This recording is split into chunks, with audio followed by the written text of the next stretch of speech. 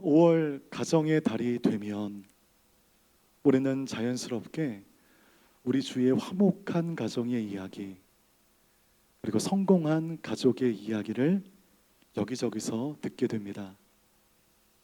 그런 이야기들이 우리의 마음을 따뜻하게 하고 우리에게 작은 희망을 주게 됩니다. 그러나 동시에 솔직히 그 이야기가 늘 달갑지만은 않습니다. 믿음대로 양육했더니 학원 한 번 다니지 않고 서울대 의대 진학했더라 라는 말을 들으면 박수가 절로 나오지만 솔직히 2번 듣기는 싫습니다. 그 이야기를 듣고 집에 들어가니 널브러져 누워 게임하는 우리의 자녀, 화가 뻗치게 되죠. 있던 평안도 다 사라지게 됩니다. 없던 갈등이 생겨나게 됩니다. 야, 누구는 학원도 안 가고 서울대 의대 갔는데 넌 인마 뭐 하는? 제가 그 중고등부 때 되게 유명한 간증이 하나 있었어요. 여러분, 원종수 권사님이라고 혹시 간증을 들어보셨습니까? 이분 암 전문의이시잖아요. 서울대 의대에 가셨습니다. 이분은 어떤 간증으로 유명한가? 시험을 볼 때 답이 눈에 보이더라는 거예요. 기도하니까. 저도 그런 줄 알았죠. 은혜로운 간증이 저에게는 독이 되었습니다. 그게 너무 눈에 보여서 답이 되겠겠습니까? 얼마나 열심히 공부했겠습니까? 나는 원종수 원사님이 아닌데 그 일이 나에게도 있는 줄 알았습니다. 이렇게 가정의 좋은 이야기를 듣고는 싶은데 들으면 들을수록 스트레스가 이만저만이 아닌 이 기묘한 마음들. 그래서 오늘 저는 일부러 다른 방향으로 말씀을 좀 전하려고 합니다. 성공한 가정의 이야기가 아니라 처절하게 실패한 한 가정의 이야기를 나누고 싶습니다. 왜 굳이 다른 방향으로 다르게 말하려 하는 것인가? 여러분, 우리는 성공보다 실패를 통하여 더 많은 것을 배우기 때문입니다. 적어도 저는 그랬습니다. 세상에서도 실패를 잘 연구하면 그 성공의 지름길이 될 수 있다라고 말하고 있죠. 그러고 보니 여러분, 성경 안에는 생각보다 실패한 가정의 이야기가 많이 등장합니다. 가인과 아벨, 노아와 함, 아브람과 이스마엘, 이삭과 에서, 야곱과 그의 아들들, 다윗과 압살롬 등등. 왜 이런 은혜 떨어지는 실패한 가족의 이야기가 성경에 이토록 많이 등장하는가? 만약 성경이 모범 가정 이야기 책이었다면 이 실패의 이야기들은 다 빠져야 됩니다. 성공한 이야기들만 남아야 됩니다. 그런데 성경은 인간 앞에 정직합니다. 성경은 인간 가정의 실상을 있는 그대로 가감없이 보여주고 그 실패의 자리에서 하나님의 은혜와 회복의 길을 발견하게 하기 때문입니다. 오늘 우리가 살펴볼 실패한 가정은 엘리의 가정입니다. 영적으로 가장 축복받은 자리, 가장 많은 사람들에게 존경을 받는 자리, 성막에서 하나님을 섬기는 거룩한 제사장 가문이었습니다. 그러나 이 가정이 처참하게 무너지게 되는데 두 아들 홈니와 비느하스는 같은 날 한 전쟁터에서 죽었고 며느리는 출산 중에 죽으며 이가봇, 하나님의 영광이 떠나갔다라는 이름의 손자만을 남기고 죽게 됩니다. 엘리 자신도 그 비보를 듣고 너무나 놀라 의자에 앉아있는 채 뒤로 넘어가 목이 부러져 죽게 됩니다. 한 가정이 단 며칠 만에 멸문지화를 당한 것입니다. 이 비극의 한가운데서 하나님은 본문 29절의 단 한 문장으로 이 가정의 실패의 원인을 진단하십니다. 성경을 펴시고 29절 말씀 우리 함께 읽겠습니다. 시작. 그런데 너희는 어째서 내 처소에서 내게 바치라고 명령한 내 제물과 예물을 업신여기느냐? 내가 어떻게 나보다 내 아들들을 사랑해 내 백성 이스라엘이 바친 모든 제물 가운데 가장 좋은 것으로 스스로 살찌게 할 수 있느냐? 이런 문제의 성구가 보이십니까? 나보다 내 아들들을 사랑해. 즉 네가 나보다 내 아들들을 더 중히 여겼다. 라는 것에서 이 모든 비극이 시작이 되었습니다. 여러분, 중히 여겼다. 이 단어를 히브리어로 보니 카베드입니다. 내가 나보다 내 아들들을 사랑해 나오고 있는 단어입니다. 내 카베드는 영광을 돌리다 라는 의미가 있어요. 이 구절을 통하여 우리는 엘리 문제의 본질을 읽을 수 있습니다. 이것은 단순히 편애의 문제가 아니었습니다. 여러분, 이것은 예배의 문제였습니다. 엘리는 직업적으로 하나님을 섬기는 제사장이었지만 마음의 가장 깊은 자리에서는 자식을 예배했습니다. 자식을 어떻게 예배합니까? 여러분, 예배 형식만 없을 뿐 자식 예배하시는 분들 우리 주위에 적지 않습니다. 자식 앞에 벌벌 떠는, 그래야 해야 할 말을 하지 못하는 부모들 우리 주위에 없지 않아요. 때문에 이는 엘리만의 치부가 아닌 저를 포함한 거의 모든 한국 부모의 이야기가 될 수 있다는 것입니다. 틴켈러 목사님이 쓰신 책 가운데 내가 만든 신이라고 하는 아주 명저가 있어요. 우상에 대한 글인데요, 이 책에서 그분은 이렇게 지혜를 남겼습니다. 같이 한번 읽어볼까요? 시작. 우상은 나쁜 것에서 만들어지지 않는다. 우상은 가장 좋은 곳에서 만들어진다. 좋은 것이 궁극적인 것이 될 때 그것이 우상이 된다. 여러분, 공감되지 않으십니까? 가장 좋은 것이 내 영혼에 가장 위험한 것이 될 수 있다라는 것입니다. 흔히 우상이라고 한다면 누가 봐도 악한 거죠. 음란, 탐욕, 돈을 사랑함, 거짓, 폭력 등등, 우리는 이것을 우상이라고 얘기하고 그것을 우상으로 정의하는데 아무런 마음의 어려움이 없습니다. 그것은 나쁜 것들이니까. 그러나 성경과 팀 켈러 목사님의 관점은 그보다 훨씬 더 확장이 됩니다. 우상은 우리 죄에서 시작되지 않는다는 거예요. 우상은 놀랍게도 내가 받은 축복에서 시작될 수 있다는 것입니다. 하나님께서 주신 그 가장 좋은 선물이 그 자리를 넘어 궁극의 자리에 있을 때 바로 그것이 우상이 된다는 것입니다. 여러분, 자녀는 좋은 것입니까? 악한 것입니까? 완전 좋은 거죠. 하나님이 우리에게 주신 가장 중요한 선물입니다. 그러나 자녀가 하나님의 자리를 차지하면, 궁극의 자리에 있게 된다면 자녀는 여지없이 우상이 된다는 것입니다. 엘리의 비극은 그가 악한 일을 했다는 것이 아닙니다. 그는 평생 성막을 그래도 잘 섬겼고 백성들을 위하여 자기의 책무대로 기도하는 사람이었습니다. 업무적으로 문제가 없었어요. 그러니 외형적으로 그는 신실한 종교인이었습니다. 그의 비극은 그의 마음의 옥자를 빼앗긴 것입니다. 하나님이 앉으셔야 할 그 자리에 누가 있었는가? 자식이 있었고 그것이 그의 삶의 모든 것들을 와르르 무너뜨린 것입니다. 여기서 우리는 가장 가슴 아픈 역설 하나를 발견하게 됩니다. 자식을 하나님보다 더 사랑한 부모는 결국 그 자식을 잃어버릴 수 있다. 엘리는 두 아들을 너무 사랑했습니다. 그것은 부모로서의 당연한 마음이죠. 그런데 그 두 아들을 너무 사랑한 나머지 하나님 자리에 올려두었습니다. 그래서 그들의 죄를 알면서도 책망하지 못했습니다.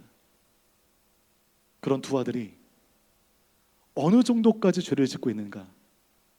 마음 단단히 먹고 우리 22절 말씀을 함께 읽겠습니다. 시작.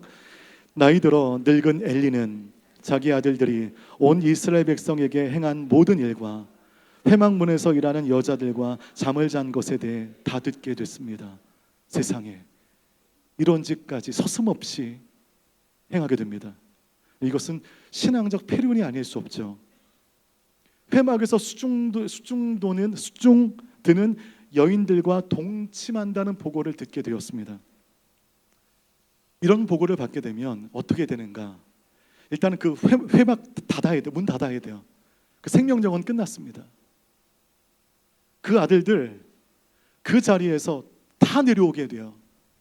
그 엘리도 그 직 벗어야 됩니다.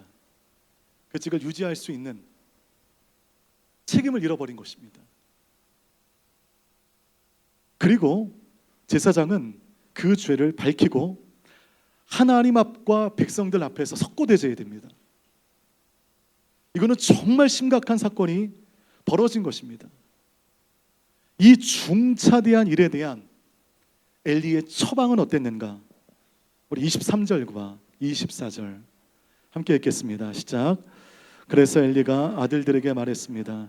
너희가 어떻게 이런 짓을 할 수 있느냐? 내가 사람들에게서 너희가 저지른 못된 행동들에 대해 다 들었다. 내 아들들아, 그러면 안 된다. 사람들 사이에 들리는 소문이 좋지 않구나. 23절. 너희가 어떻게 이런 짓을 할 수 있느냐? 내가 사람들에게서 너희가 저지른 못된 행동들의 소문을 내가 다 들었다. 여기까지만 보면 불같이 화를 내며 제사장답게 아버지답게 책망하려는구나 나를 알 수가 있는데 24절에 분위기가 확 바뀌어요. 내 아들들아, 그러면 안 된다. 사람들 사이에 들리는 소문이 좋지 않구나. 이 엘리의 관심은 무엇인가? 이 아들들을 어떻게 해서라도 바른 길로 가게 해주는 그것이 중요한 게 아니라 무엇이 더 중요했습니까? 사람들의 소문이 더 중요했습니다.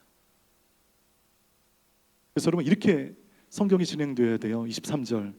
그래서 엘리가 아들들에게 말했습니다. 너희가 어떻게 이런 짓을 할 수 있느냐? 내가 사람들에게서 너희가 저지른 못된 행동들에 대해 다 들었다. 24절. 그러므로 두 아들의 다리 몽둥이를 부러뜨렸더라. 이렇게 되면 됩니다. 진짜 눈물 쏙 빠지게 그 모든 자리에 내려오게 하고 정말 무섭게 가르쳤어야 됩니다. 응징했어야 됩니다. 그런데 사람들의 소문을 의식하며 권면하는 정도로 이 모든 사건들을 무마시켜 버렸습니다. 왜 그랬을까요? 사람들의 소문이 더 두려웠던 것은 두 번째고요. 첫 번째, 그 본질은 자식을 너무 사랑했습니다. 너무 사랑한 나머지 자식이 망하는 것을 막지 못했습니다. 사랑하면 징계해야 될 때가 있고 사랑하면 바른 길을 냉정하게 가르칠 때가 필요한데 너무 사랑한 나머지 자녀가 망하게 되었습니다. 우상이 된 자녀에게 부모가 결코 안 된다 라고 말할 수 없었기 때문입니다. 그 타이밍을 다 놓쳐버렸습니다. 이러다가 우리 아이가 내 말에 상처받으면 어떻게 하지? 이러다가 우리 아이가 내 곁을 떠나면 어떻게 하지? 그 두려움 앞에서 부모가 무력해지기 시작했습니다. 엘리가 그랬어요. 그는 두 아들 앞에서 무력한 아버지였습니다. 오늘날 우리 가정의 가장 큰 비극은 자녀를 너무너무 사랑한다는 마음으로 자녀에게 가장 필요한 것을 가르치지 못한 것일 수 있습니다. 여러분, 우리의 사랑하는 자녀에게 가장 필요한 것이 무엇입니까? 좋은 학교입니까? 좋은 직장입니까? 좋은 배우자입니까? 아닙니다. 그보다 더 중요한 것이 있는데 하나님 앞에서 살아가는 법, 죄를 두려워하는 마음, 내 죄를 앞에 두고 회개할 줄 아는 영혼, 그리고 하나님 앞에 무릎 꿇을 줄 아는 겸손과 사람을 마음 다해 사랑할 줄 아는 그 마음. 여러분, 이것을 가르치지 못하면 우리는 아무리 좋은 환경을 만들어줘도 결국 자녀를 잃어버릴 수 있습니다. 오늘 엘리처럼. 가정의 달을 맞아 우리 이 말씀 앞에 우리가 정직하게 물어봐야 됩니다. 나는 자녀를 하나님의 마음으로 사랑하는가? 아니면 자녀를 통하여 내 욕망을 더 사랑하고 있는 것인가? 자녀의 영혼을 사랑하는가? 아니면 자녀의 성공을 사랑하고 있는가? 자녀가 하나님의 자녀로 말씀대로 살기를 원하는가? 아니면 자녀가 내 말에 순종하며 내 기대대로 부응하기를 원하는가? 이 질문 앞에 답을 찾아야 됩니다. 우리 모두 여러분의 삶으로 선한 길을 자녀에게 가르쳐 줄 수 있는 좋은 믿음의 부모가 다 되시기를 주님의 이름으로 축복합니다. 우리 30절 말씀 우리 함께 읽겠습니다. 시작. 그러므로 이스라엘의 하나님 나 여호와가 말한다. 내가 내 집과 내 조상의 집이 영원히 내 앞에서 나를 섬길 것이라고 말했지만 이제는 더 이상 그러지 않을 것이다. 나를 존중하는 사람들을 내가 존중할 것이고 나를 멸시하는 사람들을 나도 멸시할 것이다. 여기에 실패한 가정의 이야기가 우리에게 가르쳐주는 길이 있습니다. 나를 존중하는 사람들을 내가 존중할 것이고 거기에 나오는 존중, 그 존중이 앞에서 말씀드린 그 카베드입니다. 예배하는 것, 존중하는 것, 카베드입니다. 하나님께 영광을 돌리는 사람을 내가 영광을 줄 것이다 라는 것입니다. 하나님은 엘리의 가정에 심판을 선포하시면서 동시에 회복의 원리를 동시에 알려주고 계세요.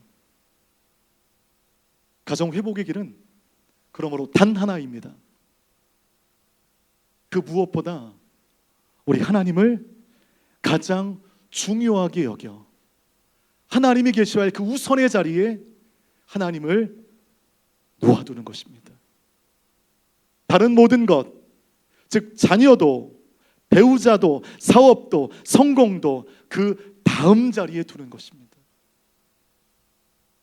목사님, 그래도 가정의 달 또 1년에 한 번 가정에 대해 설교하시는데 가정을 세상 그 무엇보다 중요하다고 말씀하셔야 되지 않겠습니까? 그런 마음들도 저 설교 준비하면서 있게 되었는데, 그러나 여러분, 성경의 역설은 딱 정확히 그 반대입니다. 가정을 가장 중요하게 여기는 가정은 결국 가정을 잃는다. 그러나 하나님을 가장 중요하게 여기는 가정은 그 하나님이 가정을 지키신다. 여러분이 하나님을 첫째로 두면 다른 모든 것이 제자리에 놓여지게 될 겁니다. 여러분의 자녀도, 여러분의 사업도, 모든 것이. 그러나 하나님이 아닌 다른 것을 하나님 계셔야 할 첫 번째 자리에 두게 된다면 여러분은 하나님도 그 다른 것도 결국 잃게 될 것입니다. 이거 저주하는 게 아닙니다. 엘리의 삶이, 엘리의 가정이 우리에게 명명백백하게 알려주는 이야기인 것이죠. 이것이 성경에 나온 인생과 가정 운영의 원리인 것입니다. 모든 관계가 제 자리를 찾으려면 먼저 우리 하나님이 그분의 자리에 계셔야 된다는 것입니다. 여러분, 이 비극적인 사건과 또 하나의 사건이 교차하여 일어나게 되는데, 엘리의 가정이 처절하게 무너지는 바로 그 시간에 같은 성막 안에 자라고 있는 한 아이가 있었습니다. 누구였습니까? 사무엘이죠. 한나의 아들. 한나는 사무엘을 낳기 전에 자식이 없는 고통 속에서 하나님께 부르짖게 되었고, 만일 하나님께서 나의 삶에 아들을 주신다면 그 아들을 하나님께 드리겠다고 서원합니다. 정말 놀랍게도 그 서원을 지킵니다. 엘리와 한나가 너무 다르죠. 엘리는 자식을 자기의 것으로 꽉 붙잡았고, 한나는 그 자식을 하나님을 향해 놓아드렸습니다. 결과가 무엇입니까? 자식이 너무나 사랑해서 자식이 하나님이 되어서 꽁꽁 그 자식을 붙든 엘리는 그 자식을 잃게 되었고, 자식을, 얼마나 귀하겠어요, 이 자식도. 하지만 그 자식을 하나님께 드린 한나는 그 자식을 통하여 이스라엘 전체의 회복을 보게 되었습니다. 여러분, 이것이 실패한 가정의 이야기가 우리에게 가르쳐주는 길입니다. 하나님께 우선순위를 두고 붙들면 떠나버리고 용기 있게 놓아버리면 다가오는 이 영적 원칙이 여러분의 삶에 열매로 나타나시기를 주님의 이름으로 축복합니다. 여기서 잠시 멈추고 우리 공동체 안에 또 다른 가정들에 대해 말씀드리고 싶습니다. 호치민 온누리교회 안에는 자녀가 없는 가정도 계시고 자녀를 먼저 하나님 품에 보낸 가정도 계십니다. 결혼하지 않고 혼자 신앙생활 하시는 분들도 계십니다. 오늘 자녀를 중심으로 한 설교가 혹시 그분들의 마음에 불편을 주지 않았을까 염려됩니다. 그러나 오늘 이 말씀은 자녀의 있고 없음의 범주를 뛰어넘는 중요한 메시지를 우리에게 주고 계십니다. 오늘 이 엘리의 사건이 우리에게 주는 가장 중요한 메시지. 여러분, 이 메시지는 그러니까 자녀 잘 키워야 돼, 이게 아니죠. 여러분, 이 사건의 본질이 뭐라고 보이십니까? 중요한 본질이 있어요. 같이 한번 읽어보겠습니다. 시작. 하나님을 가장 중요하게 여기라. 이거 놓쳐 엘리의 가정이 실패한 것입니다. 이것이 자녀가 있든 없든 상관없는 이 땅을 살아가는 주의 성도들에게 주시는 묵직한 하나님의 메시지인 것입니다. 우리가 기억할 필요가 있어요. 여러분, 한나가 참 위대하죠. 위대한 여인입니다. 한나가 위대한 것은 사무엘이라고 하는 아들을 낳았기 때문에 한나가 위대해진 게 아닙니다. 자녀가 없는 그 긴 세월 동안에도 그녀는 하나님을 가장 중요하게 여겼다는 것입니다. 그것이 그 여인을 위대하게 하는 것이죠. 그렇지 않고서야 아들을 드리겠다는 그 약속을 어떻게 지킵니까? 아들보다 하나님이 더 귀하니까 그 아들을 하나님께 드릴 수 있는 거 아니겠습니까? 한나의 위대함은 사무엘이라고 하는 아들을 얻기 이전에 이미 완성되었다고 저는 믿어요.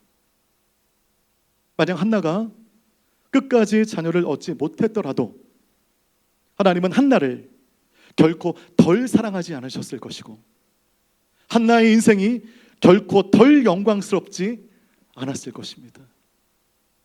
여러분, 예레미야 선지자도 평생 독신으로 살았고 세례 요한도 그랬죠. 사도 바울은 다메섹 도상에서 주님을 만난 그 이후에 평생 독신으로 살았습니다. 그리고 우리 구주 예수 그리스도께서도 결혼하지 않으셨고 자녀가 없으셨습니다. 그러나 십자가 위에서 예수님은 어머니 마리아를 사도 요한에게 맡기시며 혈연이 아닌 또 하나의 가정이 가능할 수 있다는 것을 우리가 알려주셨습니다. 혈연을 뛰어넘어선 영적 가정인 것입니다. 자녀가 있는 가정, 자녀가 없으신 가정, 자녀를 하나님 품에 떠나보낸 가정, 또한 홀로 믿으시는 분들에게 말씀드립니다. 여러분의 인생은 자녀의 있고 없음에 따라 결코 덜 가치 있지 않습니다. 여러분의 가정은 결코 불안정하지 않아요. 하나님 앞에서 하나님을 가장 무겁게 여기며 살아가는 그 자리, 그것이 바로 가장 영광스러운 가정의 자리인 줄 믿습니다. 그리고 여러분 곁에 믿음의 동기들이 그 가족의 자리를 충분히 대신해 주실 것입니다. 그렇게 가족의 공동체를 누리는 5월 한 달 되시기를 주님의 이름으로 축복합니다. 말씀 마치겠습니다. 오늘 예배 이후에 여러분, 가족이 있다면 가족과 함께, 혼자이시라면 하나님 앞에 홀로 한 가지만 스스로에게 정직하게 물어보십시오. 내 마음의 옥자에는 누가 앉아 있는가? 나는 현재 누구를 카베드하고 있는가? 이 한 질문이 우리의 인생과 가정 회복의 문을 여는 질문이 될 것입니다. 실패한 한 가정의 이야기가 오히려 우리 모두에게 회복의 길을 보여주며 주는 거울이 되기를 간절히 축복합니다. 그리고 우리 호치민 온누리교회 모든 가정과 모든 성도 위에 하나님이 가장 무겁게 임하시는 그 영광이 여러분의 가정마다, 여러분의 삶마다 나타나기를 주님의 이름으로 축복합니다.